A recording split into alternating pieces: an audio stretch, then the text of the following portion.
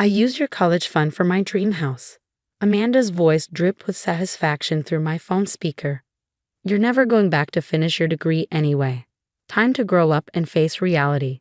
I gripped my kitchen counter, feeling the cold marble under my fingers as I processed her words. The $800,000 education fund my grandparents had left me, gone. Or so she thought. Interesting. I replied, my voice steady. And how exactly did you manage that? My name is Sophie Parker, and at 32, I'd spent the last decade working as an accountant while slowly building my way toward my dream of finishing my medical degree. What my sister-in-law Amanda didn't know was that I'd been expecting this move ever since she married my brother James 3 months ago. Oh, it was easy, she laughed, clearly disappointed by my calm reaction. James still had access to the account from when your grandparents first set it up. All I needed was his signature. The house is gorgeous, by the way. Much better use of the money than some silly dream of becoming a doctor. I could picture her smug expression, probably admiring her reflection in one of her oversized designer mirrors.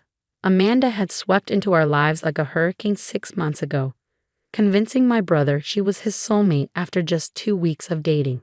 I'd seen right through her act, but James was too enchanted to listen. Well, thanks for letting me know, I said, opening my laptop. I hope you enjoy the house. That's it. Amanda's voice rose with frustration. No crying. No begging. Come on, Sophie, where's the drama? I ended the call without responding and pulled up my email. There it was, the confirmation I'd been waiting for from my attorney. The transfer Amanda and James had attempted had been blocked. The funds already moved to a new, secure account 2 weeks ago. My grandmother had always said, trust your instincts, but verify your accounts. She'd built her own accounting firm from nothing, teaching me everything she knew about protecting assets before she passed. When Amanda started asking suspiciously detailed questions about my college fund at Sunday dinners, I knew it was time to put those lessons to use. I dialed my attorney's number, my hands steady despite the anger still simmering beneath the surface. Hi, Linda. I just got the call we were expecting.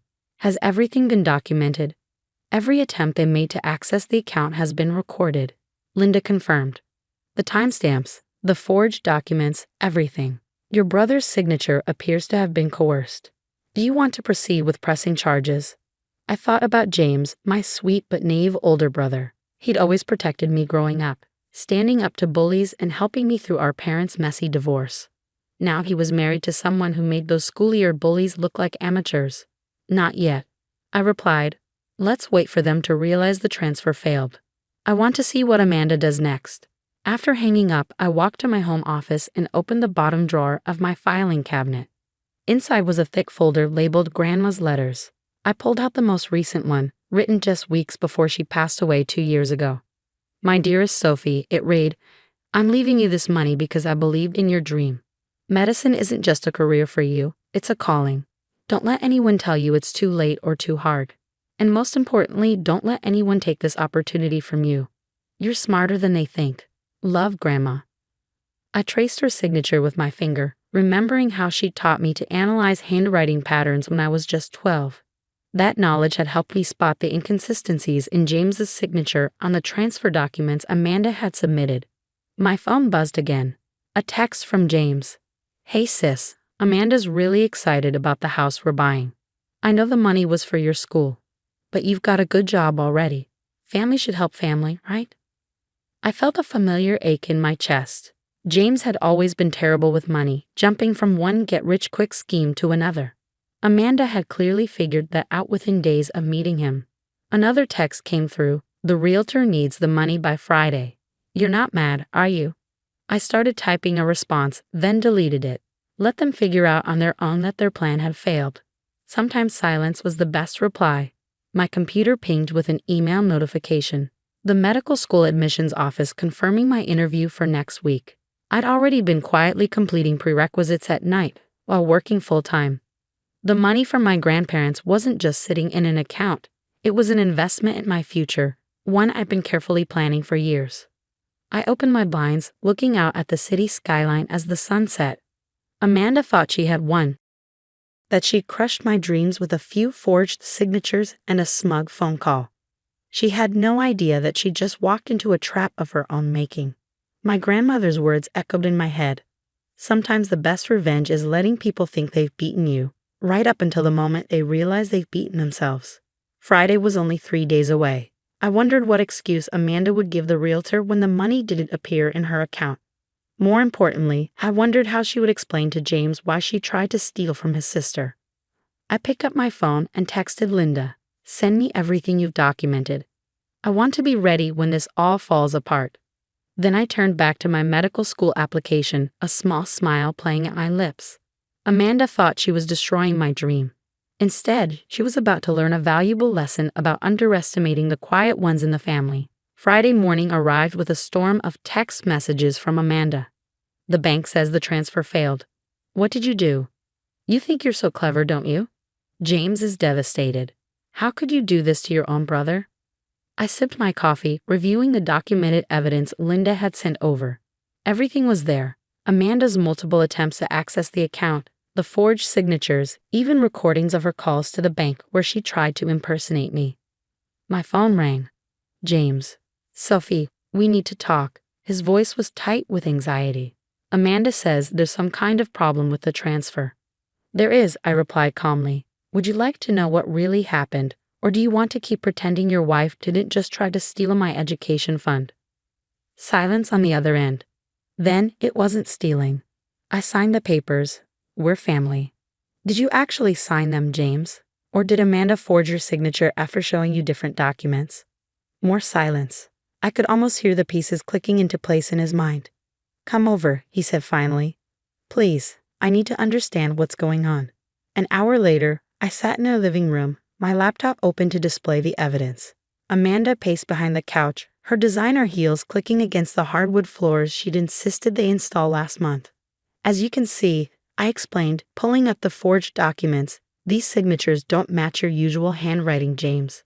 The bank's fraud department spotted it immediately. You had no right to move that money." Amanda burst out. "It was just sitting there while you play pretend about medical school. We needed it." "Needed it?" I raised an eyebrow. "For what? A 5-bedroom house you can't afford? More designer clothes? Or was it to cover the gambling debts you've been hiding from James?" Her face went pale. James turned to stare at her. "What gambling debts?" I pulled up another document, a credit report Linda had obtained during our investigation. "Your wife has been busy, James. 3 maxed-out credit cards, 2 personal loans, and regular withdrawals at the Golden Palace Casino. Did you wonder why she was so interested in accessing my college fund?" Amanda's composure cracked. "You had no right to look into my finances." "Actually, I had every right. You tried to steal my money. Did you really think I wouldn't protect myself? That I wouldn't notice when you started asking questions about my account details?" James sat heavily on the couch, his face ashen. "Amanda, is this true? The gambling." "It's not what you think," she stammered. "I had a system. I was going to win it all back. The house was going to fix everything. We could have remortgaged it when we needed to." I watched my brother's world crumble around him. Part of me wanted to comfort him, but he needed to see the truth for himself. "How much?" he asked quietly. "What? How much do you owe?" Amanda's silence was damning. "Over $200,000, I answered for her. And that's just what we've been able to trace." James put his head in his hands. I could see his shoulders shaking. "Get out," he whispered. "Baby, please," Amanda started. "Get out," James roared, standing up.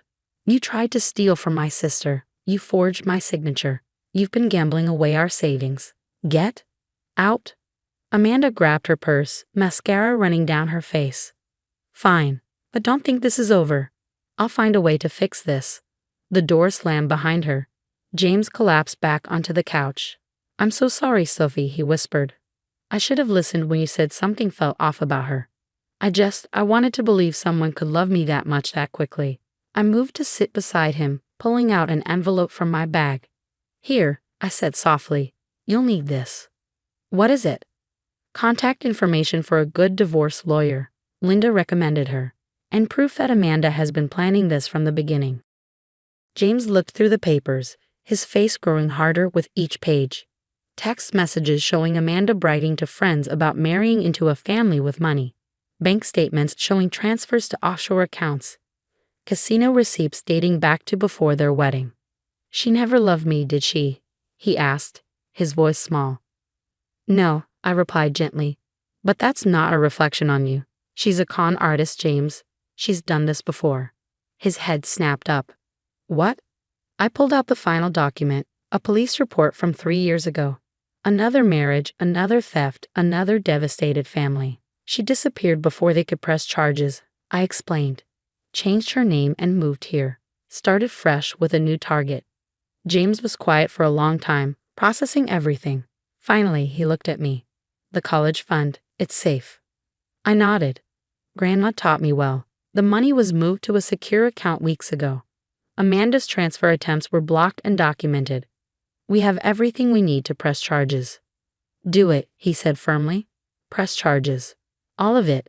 I'll testify, provide whatever you need. She needs to be stopped. I hugged my brother, feeling him shake with suppressed sobs. I'm sorry, he whispered again. I'm supposed to protect you, not put you in danger. Hey, I pulled back to look at him. You protected me plenty when we were kids. Let me protect you this time. My phone buzzed. A text from Linda. The police were ready to move on our evidence. Amanda's previous victims had been contacted and were willing to testify. What happens now? James asked. Now, I replied, we make sure Amanda can't do this to anyone else. And then, I have a medical school interview to prepare for. For the first time that day, James smiled. You're really going to do it? Become a doctor? That's what the money was for. That's what Grandma wanted. He nodded, wiping his eyes. She'd be proud of you, not just for catching Amanda, but for never giving up on your dream. I squeezed his hand. She'd be proud of you too for being brave enough to face the truth. Outside, thunder rumbled as the sky darkened. Somewhere in the city, Amanda was probably trying to figure out her next move, unaware that her game was finally over. But here, in this moment, something broken was beginning to heal. 2 months later, I stood in front of my bathroom mirror, adjusting my white coat. My medical school interview had gone perfectly, just as my preparation with the secured funds had allowed. But today wasn't about my future as a doctor. Today was about justice. Ready? James asked from the doorway. He looked better now, the shadows under his eyes finally fading. The divorce papers had been filed the day after Amanda's schemes came to light. Ready, I confirmed, grabbing my bag. The courthouse was packed, but not just with us. 3 other families were there, Amanda's previous victims. She used different names each time. Amanda Wilson, Amy Walker, Anna Wells. But her strategy had always been the same. Marry quickly, locate assets, forge documents, drain accounts. You don't have to do this, I told James as we took our seats. Linda can present the evidence without your testimony. He shook his head. No, I need to face her. We all do. Amanda was led in by officers, her designer clothes replaced by generic court attire. She'd been arrested at the airport 3 weeks ago, attempting to flee with a fake passport. The smug smile I remembered from her phone call was gone, replaced by a look of desperate calculation. Her eyes widened when she saw the other families. This wasn't part of her plan. The proceedings moved quickly. Linda presented our evidence methodically, the forged signatures, the gambling debts, the pattern of fraud across multiple states. Each family stood to testify, sharing nearly identical stories of trust betrayed and lives nearly ruined. When it was James's turn, his voice was steady. She made me believe I'd found true love, he said. Instead, I nearly helped her steal my sister's future. The money she tried to take wasn't just cash in an account. It was a grandmother's legacy, a dream of becoming a doctor, a future of helping others. Amanda doesn't just steal money, she steals hope. I squeezed his hand as he returned to his seat. Finally, it was my turn. Unlike Amanda's other victims, I was fortunate. I began. My grandmother taught me to protect myself, to trust my instincts, to document everything. The money she left me wasn't just for education. It was a lesson in standing up for what's right. Today isn't about revenge.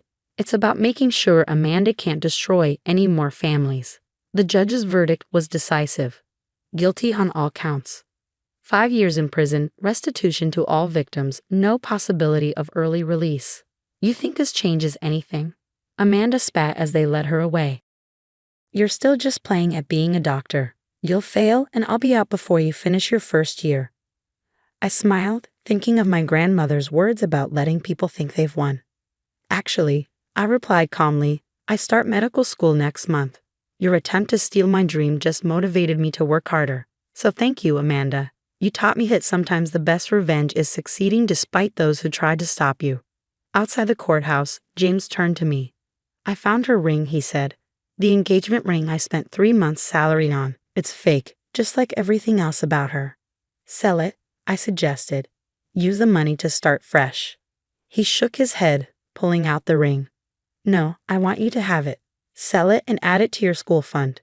Turn one more piece of her lies into something good. That evening, I sat in my office, looking at my grandmother's photo.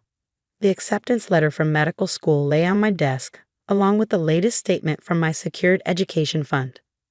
My phone buzzed, a text from James. Thank you for never giving up on me, even when I couldn't see the truth. I smiled, thinking about how different things could have been if I hadn't listened to my grandmother's lessons about protecting myself. Amanda had thought she was taking advantage of a naive dreamer, too busy studying to notice her schemes. Instead, she'd encountered someone prepared, protected, and unwilling to let anyone steal her future. I picked up my white coat, running my fingers over the embroidered name. Sophie Parker, medical student. Sometimes the best victories aren't just about keeping what's yours. They're about showing others that it's never too late to stand up for yourself, to pursue your dreams, to trust your instincts. And as for Amanda, she'd have 5 years to think about the fact that the quiet one she'd underestimated was now on her way to becoming Dr. Parker, while she sat in a cell, her own dreams of easy money finally permanently out of reach.